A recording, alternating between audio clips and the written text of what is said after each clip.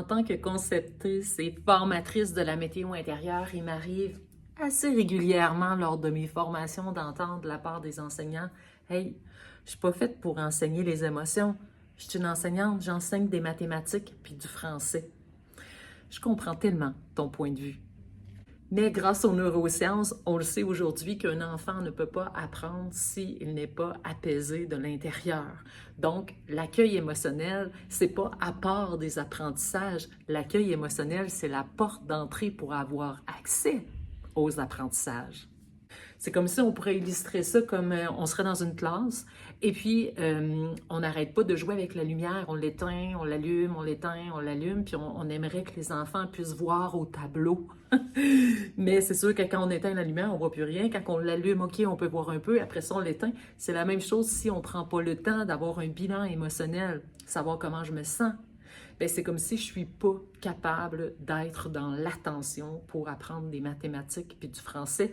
Mes émotions n'arrêtent pas de me faire osciller à gauche, à droite.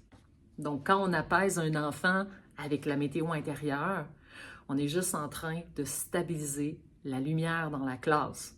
Donc là, je vois bien au tableau. Là, je suis disponible. Là, je suis capable de faire l'apprentissage.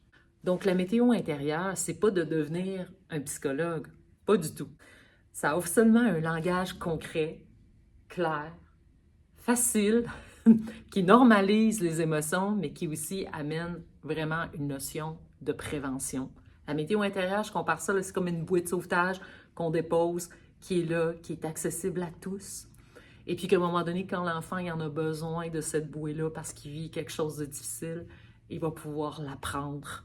Donc, la météo intérieure, c'est pas de devenir psychologue, c'est juste d'offrir un langage pour que tout le monde dans la classe puisse nommer, ressentir les émotions, mais aussi être à l'écoute des émotions des autres personnes aussi dans la classe.